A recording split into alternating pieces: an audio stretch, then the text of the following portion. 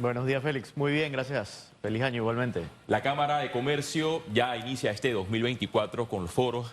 Se realizará uno en las próximas horas, el día de mañana, relacionado al tema de agua. ¿Qué se espera? El día de mañana a las 8:30 de la mañana tenemos el foro de agua y sostenibilidad. Bueno, lo que esperamos es presencia no solamente de representantes de la sociedad civil, sino además de los equipos de trabajo de los candidatos presidenciales. Lo que buscamos es llevar adelante los temas prioritarios por manos de técnicos, por manos de expertos que puedan servir para proveer esos insumos a los candidatos que puedan utilizar en sus planes de trabajo.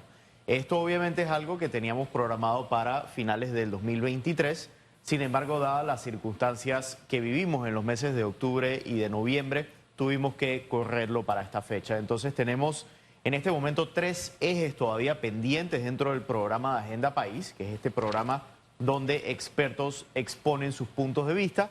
Tenemos el de agua y sostenibilidad, que es mañana a las 8:30 de la mañana en la Cámara de Comercio, Industrias y Agricultura de Panamá. Posteriormente tenemos un foro adicional de empleo y emprendimiento, que va a ser el 24 de enero.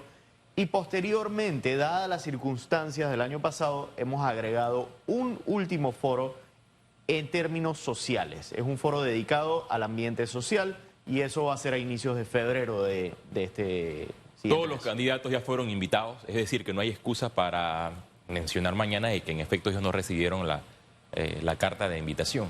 Todos los candidatos han sido invitados por igual, tanto al foro del día de mañana como a los foros que hemos tenido hasta ahora. ¿Qué medidas debe tomar el próximo gobernante una vez tome posesión con relación al agua? Vemos lo que está sucediendo en el canal de Panamá. Se necesita un embalse de Río Indio y no solo ahora se conoce esta noticia. Durante pasadas administraciones se habló de lo mismo, los distintos sectores de la sociedad y expertos mencionaban que en efecto Panamá debía tomar medidas. Pasaron años y solamente estamos en el análisis del análisis del análisis. La Junta Directiva del Canal de Panamá envió las recomendaciones al Ejecutivo y el ministro de la Presidencia responde 3 meses después, tomando en cuenta que este es un problema donde se deben tomar medidas rápidas.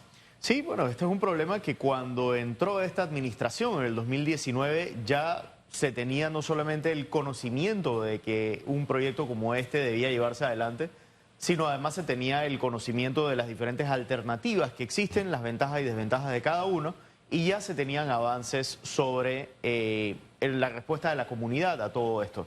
Específicamente la situación es que tenemos una población creciente, va a continuar creciendo por supuesto, tenemos una demanda superior de agua, independiente de lo que esté sucediendo para el consumo humano en términos del IDAN, que por supuesto hay oportunidades de mejora allí. Tenemos una población creciente y tenemos una situación drástica en el Canal de Panamá. Yo no estoy seguro si la gente está comprendiendo la magnitud de la situación que estamos viviendo en el Canal de Panamá por el hecho de que, bueno, de todas maneras logramos tener los ingresos que nos representa el canal usualmente. Sin embargo, la cantidad de tránsitos que se están dando por el canal está disminuyendo. Entonces, no es un tema de preocuparnos ya por la demanda hacia el canal, no es un tema de preocuparnos por más que si no contamos con el agua suficiente, nuestro canal no va a poder operar al ritmo que requiere. Entonces, esto nos lleva a un punto de urgencia en la toma de decisiones. Escuchamos ayer al ministro de Asuntos del Canal de Panamá, el señor Aristides Royo, y él mencionó que sí, se tiene planificado hacer este proyecto, pero si la comunidad se opone, no se realizará. Entonces, ¿cómo queda que el interés público está por encima del interés particular? Usted, como presidente de la Cámara de Comercio, ¿cómo analiza las declaraciones del ministro de Asuntos del Canal de Panamá? Bueno, la comunidad es uno de los factores más importantes aquí, sino el más importante. Si se va a hacer un proyecto como el de Río Indio, la comunidad tiene que ser, número uno, el más involucrado dentro de todo esto y tiene que obviamente estar al tanto de qué se va a hacer, cómo se va a hacer, cómo les impacta y qué va a pasar con ellos.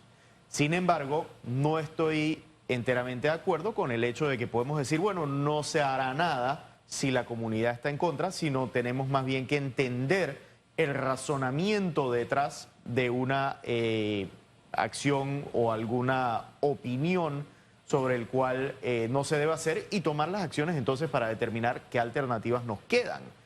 Porque lamentablemente, como algunas de las decisiones más importantes que ya estamos viendo hacia la próxima administración, porque parece que en esta no se van a tomar, está alguna acción que nos permita tener más almacenamiento de agua. Es así de sencillo, al fin y al cabo es un tema de necesitamos almacenar más agua para el canal y para el consumo humano, entonces ¿cómo lo vamos a hacer? Las opciones no son muchas. Tenemos alternativas que tienen que ver con el Baiano, tenemos alternativas que tienen que ver obviamente con Río Indio, tenemos estudios que nos impactan que la alternativa de Río Indio probablemente es la más factible, entonces ¿cómo lo logramos en este momento ejecutar? Ese es el núcleo de la decisión y por eso es que mañana queremos entonces en el foro tener expertos que nos puedan hablar un poco más del tema de forma lo más objetivo posible y basado en data y basada en información proveniente de los estudios que nos dé esa visual. Sí, para que esto se ponga en marcha se debe reformar la Ley 28 de 2006 y eliminar las restricciones para la construcción de nuevos embalses. Nuestra Constitución habla que los poderes del Estado deben funcionar de manera independiente, pero con armónica colaboración. A mí me llama la atención que en la Asamblea Nacional hay una comisión de asuntos del Canal de Panamá. Y lo que vemos es que en un tema tan importante, un tema país, como lo es el agua, como lo es el Canal de Panamá, no se percibe, no sé si así lo puede señalar la Cámara de Comercio, esa armónica colaboración entre el órgano legislativo y el ejecutivo para poder sentarse a dialogar y tomar medidas durante 4 años. Si no se hizo en 4 años, difícilmente se harán en estos 6 meses que nos quedan.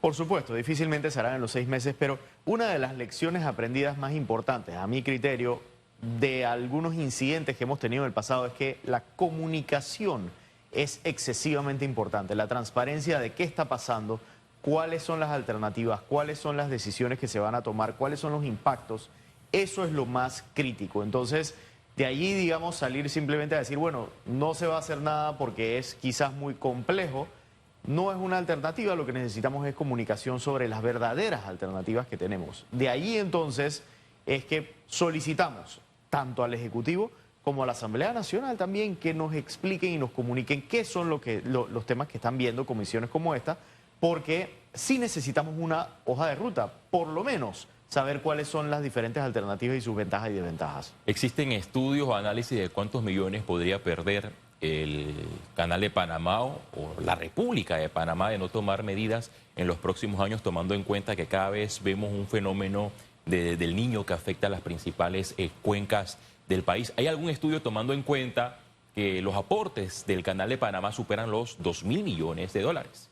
Y para que usted tenga idea, usted que me ve por Eco TV y que me escucha por RPC Radio, los subsidios superan también los 2.000 millones de dólares. Es decir, que si se disminuyen los aportes del Canal de Panamá, se afectan los subsidios y también se afectan las inversiones con esos montos que nos entrega el Canal de Panamá. Sí, por supuesto. Incluso ya han habido comunicaciones directamente de la administración del Canal de Panamá que nos hablan de una potencial disminución al presupuesto de ingresos del Canal de Panamá. ¿Cuáles son esos montos? Probablemente va a estar por encima de los 500 millones de dólares. Probablemente llegue a los 700 millones de dólares. Ahora, en este tema en particular hay un factor que no controlamos directamente y es el factor climatológico. Entonces, lo que estamos haciendo en gran parte aquí es prever un potencial niño en los años venideros inmediatos. El niño era algo que antes se daba con una frecuencia de cada 15 años a los niveles excesivos y hoy día esa frecuencia está en disminución. Entonces nos tenemos que preparar para ese tipo de efectos a sabiendas que al no estar preparados el impacto va a ser directamente sobre los ingresos del canal. Sí consideramos que inmediatamente, probablemente en este 2024, ya vamos a tener un impacto porque los tránsitos del canal están siendo muy inferiores a lo que habían sido en años anteriores. ¿Qué tanto eso se puede contrarrestar con un esquema tarifario? Entonces, en los próximos años, 2024, 2025, 2026, si no estamos debidamente preparados, vamos a continuar viendo ese impacto. Pero ¿cuál es el problema mayor? Que el hecho de empezar un proyecto de almacenamiento de agua a gran escala, como lo que necesitamos, no solo para el canal, sino también para el consumo humano, es algo que toma al menos 4 años. Entonces, si empezamos hoy ya sabemos que tenemos un tiempo importante hasta tanto poder gozar de los beneficios de un proyecto como ese. ¿Es ahí la urgencia? Panamá debe ver con preocupación algunas competencias que se están desarrollando en la región. Por ejemplo, en México, que construye y ya puso en marcha un ferrocarril que va a conectar ambos lares. Entonces, dice el presidente de México, Manuel López Obrador, que en efecto el Canal de Panamá está presentando algunas situaciones y ellos como país ante el mercado internacional presentan una alternativa. Mira, que presenten alternativas en México, en cualquier país de la región, porque en este momento, vuelvo y repito, el problema de Panamá no es la competencia. Nuestra competencia en este momento estamos siendo nosotros mismos al no poder llevar adelante los proyectos que requiere la industria que ya tenemos creada, que otros países soñaran en tener como esta y que no la estamos logrando llevar adelante con una visión a largo plazo por el hecho de que no podemos ejecutar las decisiones que se requieren. En este foro, ¿qué se puede esperar del Instituto de Acueductos Nacionales, el IDAN? Por ejemplo, me imagino que en este foro van a hablar sobre la crisis del agua. Hay sectores que por años los residentes no saben qué es consumir agua potable del IDAN, tienen alternativas de pozo, como un país con un crecimiento que se ha visto en los últimos años puede tener esa brecha de desigualdad. Comunidades que en efecto sí tienen el agua potable, le llega el suministro 24 horas, pero a pocos kilómetros existen otras comunidades que viven un escenario distinto. Así es. Sí, en efecto, por más de que esta administración en términos del IDAN, sí tenemos que ser claros en que ha hecho una serie de proyectos importantes, de todas maneras nos sigue preocupando que el IDAN es una institución que tiene algún tipo de concepto de politización dentro de su estructura y eso nos gustaría ver cómo se va limpiando en el tiempo. Pero además de eso, sabemos que todavía tienen una situación compleja con las fugas de agua. Eso llega hasta el punto de los esquemas tarifarios del IDAN. Entonces, ahí hay unas decisiones estructurales que se tienen que tomar en términos del IDAN.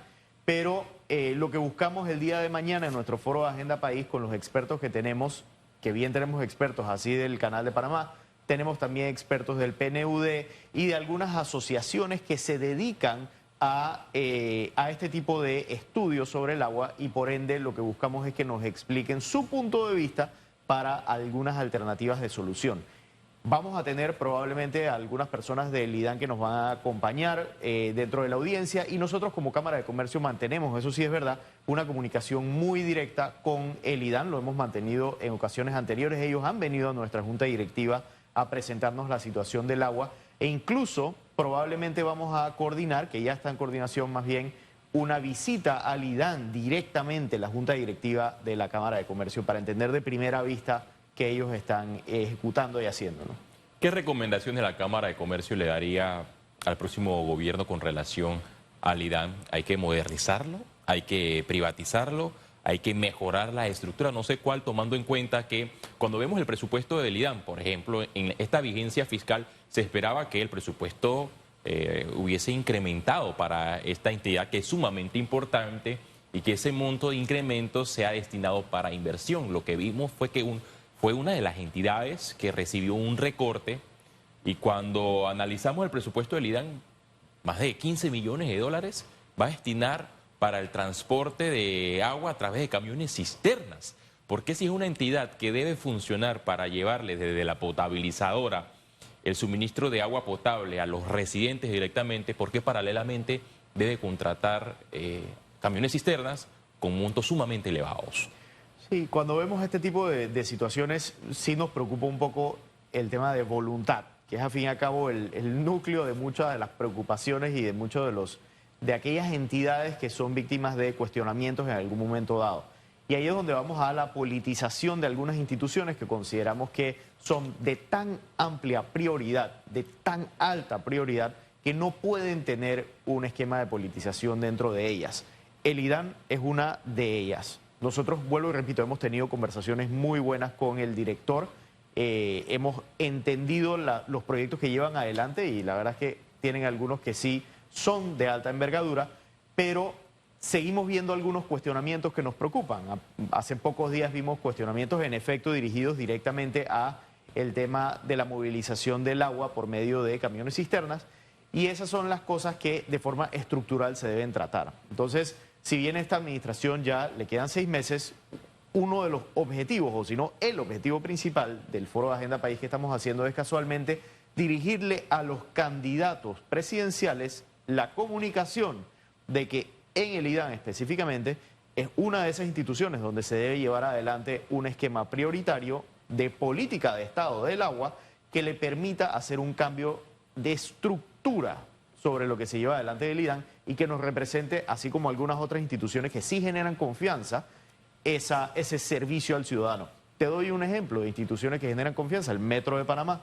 El Metro de Panamá consideramos que es una institución, y ojalá sí se preserve, que no está politizada en este momento y te das cuenta, no es víctima de cuestionamientos, más bien es aplaudida por el servicio que le da a los ciudadanos. Repliquemos, y el IDAN es uno de ellos. Sí, ahora de replicar, yo he visto análisis, propuestas que han presentado algunos candidatos y una de ellas ha generado un debate dentro de distintos sectores, por ejemplo, de darle la competencia del IDAN a la autoridad del Canal de Panamá, o sea, a la ACP. ¿Sería esta factible tomando en cuenta que el canal tiene otros retos o sería una carga más para el Canal de Panamá? Bueno, definitivamente sería una carga más para el Canal de Panamá. Hay un tema aquí importante. ¿Por qué tomaríamos esa decisión? Y es puramente por confianza. Es puramente por el hecho de saber que la autoridad del canal es una entidad que nos genera confianza, saber que la autoridad del canal es una autoridad que a la fecha nos ha indicado claramente que no cuenta con esa politización que algunas otras entidades tienen como cuestionamiento. Entonces estaríamos haciéndole una transferencia de un proyecto bastante importante que en efecto les resta concentración a su negocio, que es transitar barcos por el canal, para entonces tratar de solventar un problema que debe ser solventado de raíz, porque así mismo el IDAN debe funcionar. Y las medidas y las soluciones se deben tomar ya, no hay que esperar más quinquenios, más análisis.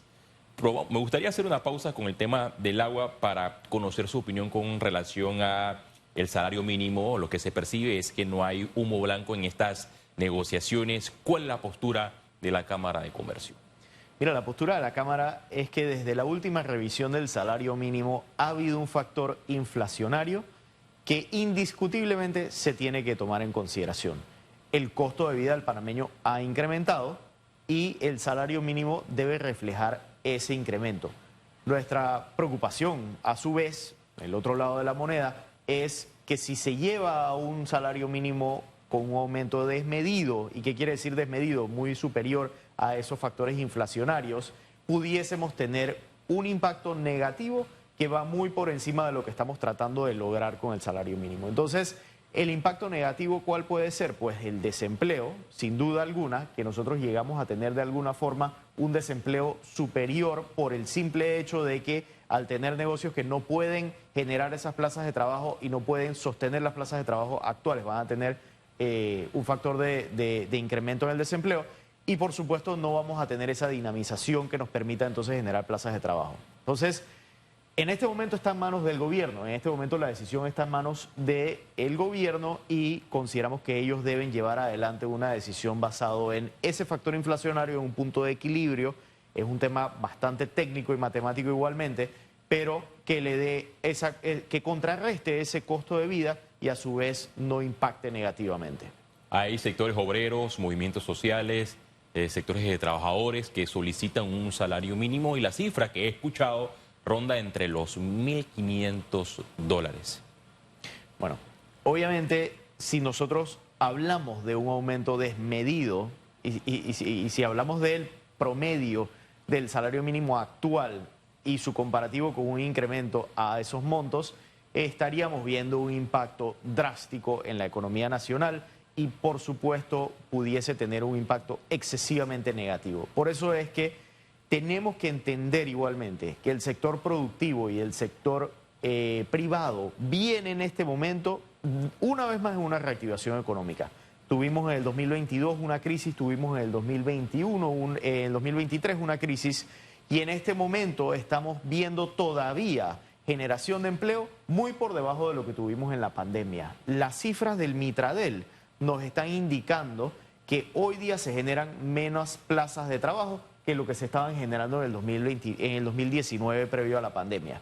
Entonces, si queremos incentivar esa generación de empleo, si queremos incentivar que no se siga generando informalidad en los trabajos, si queremos incentivar que no se sigan generando plazas en el sector público, sino en el sector productivo, no podemos hacer un aumento salarial desmedido porque estaríamos echando al traste esa intención. Por último, me gustaría abordar en estos pocos minutos que nos queda de entrevista el tema de Minera Panamá. Ya conocimos un fallo de inconstitucionalidad emitido por la Corte Suprema de Justicia.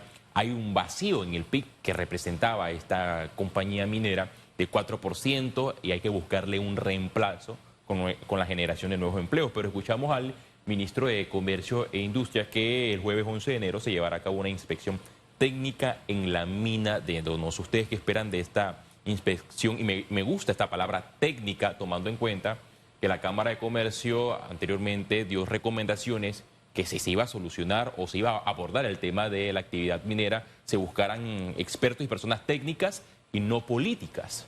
Así es. Nosotros hemos sido fuertes críticos en el sentido de que ha pasado ya más de un mes desde el fallo y no se estaban viendo acciones.